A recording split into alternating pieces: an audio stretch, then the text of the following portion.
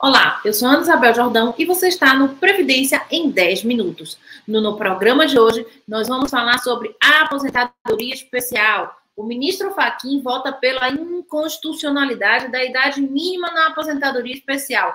Fica com a gente que você vai entender exatamente como está o andamento dessa ação de inconstitucionalidade.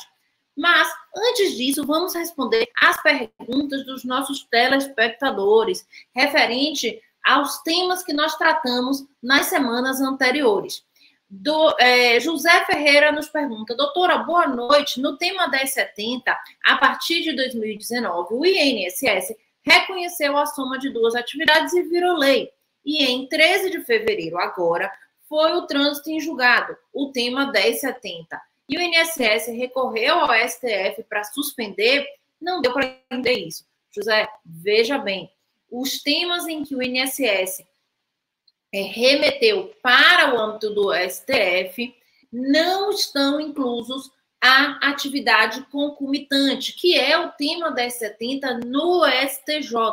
Esse julgamento ocorreu no âmbito do STJ, transitou em julgado no STJ e, como você bem disse, virou lei. Então, o que são atividades concomitantes?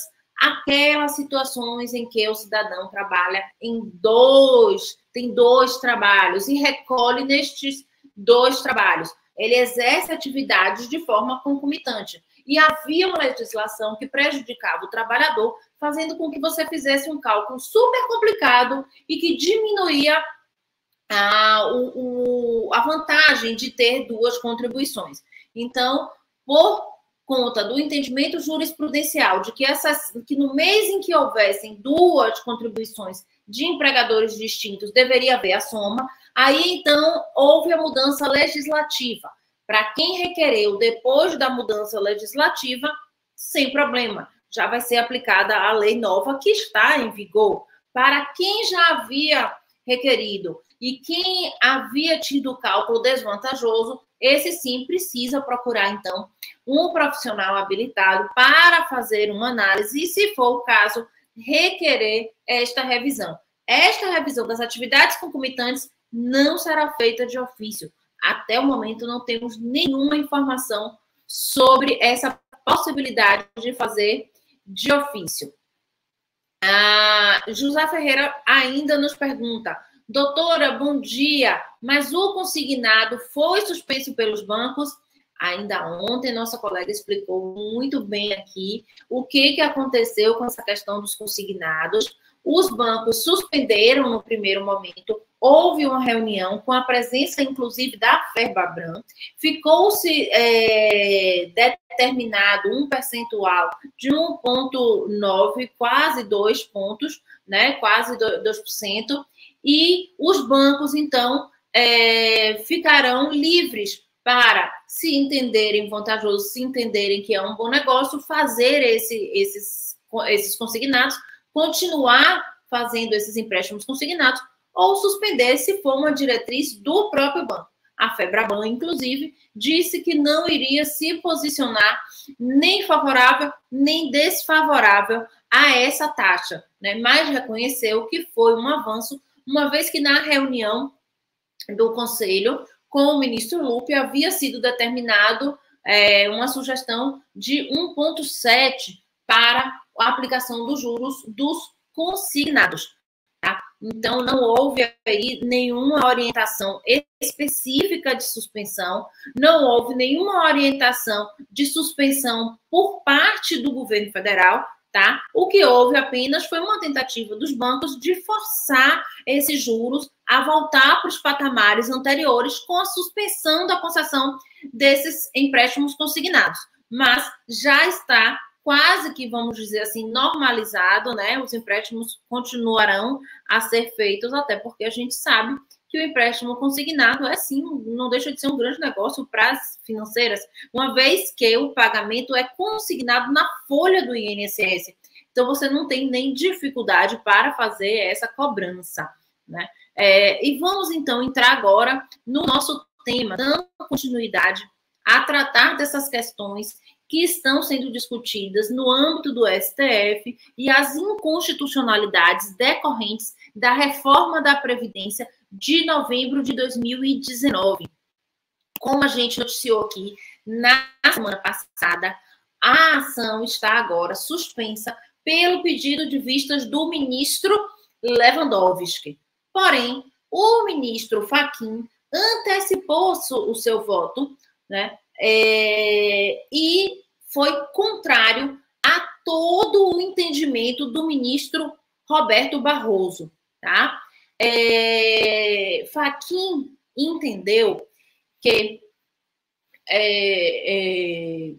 há inconstitucionalidades na regra da aposentadoria especial nos termos da emenda constitucional.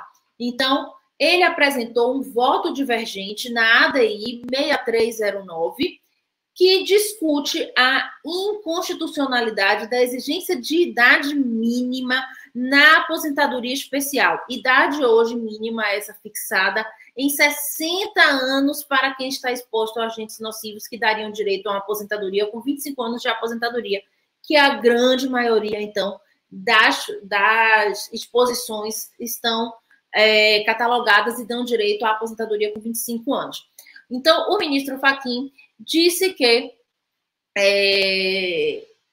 há inconstitucionalidades, pois se o objetivo correto da reforma é estender o período laboral, a vedação da conversão do tempo especial em comum desincentiva os trabalhadores expostos às condições mais graves a buscarem uma alternativa mais salubre. O que ele quer dizer? A partir da emenda constitucional, você não pode mais converter. Pegar aquele tempo que você trabalhou especial e transformar num tempo comum e assim se aposentar antes ou com uma renda melhor, né? O que seria possível se ainda estivéssemos a conversão. Mas, a partir do momento em que eu não posso converter esses períodos, é mais vantajoso que eu continue exposto a agente nocivo e me aposente por essa regra do que ficar metade do meu tempo exposto e a outra metade não exposto, porque nesse caso eu não teria nenhuma vantagem de ter me exposto ao agente nocivo. Então, ele ainda pontuou que o cálculo do benefício da aposentadoria especial, sobretudo se considerada essa proibição da conversão do tempo especial em comum, além de desincentivar a opção dos trabalhadores de ocupações de que sejam menos arriscadas, põe em condições de igualdade quem está em posições jurídicas diferentes.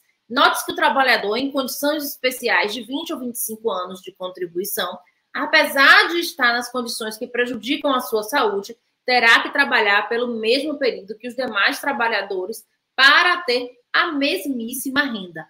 Então, como a gente vem dizendo, a reforma da Previdência, ela mata o objetivo protetivo da regra da aposentadoria especial. E aí é justamente isso que o ministro Fachin aponta, que não vê sentido em você acabar com essa conversão, porque essa ainda era alguma forma de incentivar o trabalhador a buscar uma posição em um posto de trabalho que não o expusesse. Mas dessa forma, como está na Constituição, logo ele acrescenta, né, que ele vota pela declaração da inconstitucionalidade do inciso 1º do artigo 19, né, e também do inciso 2º, parágrafo 2º do artigo 26, da emenda constitucional 103 de 2019.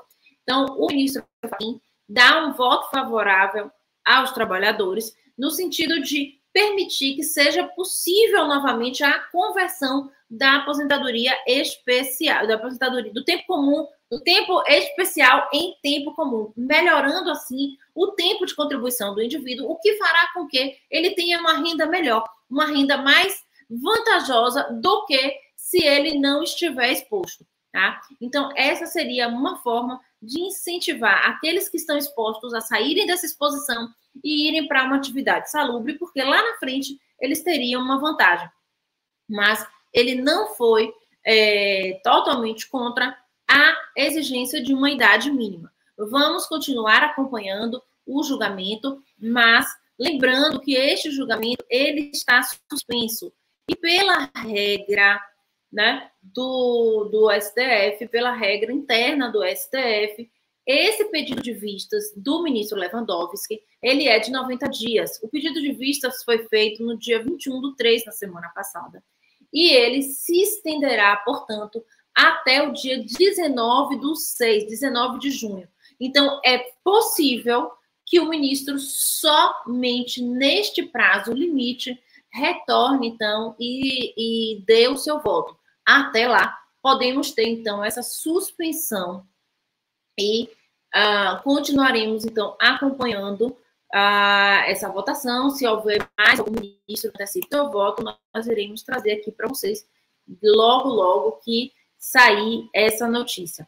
Bom, essas são as nossas informações de hoje.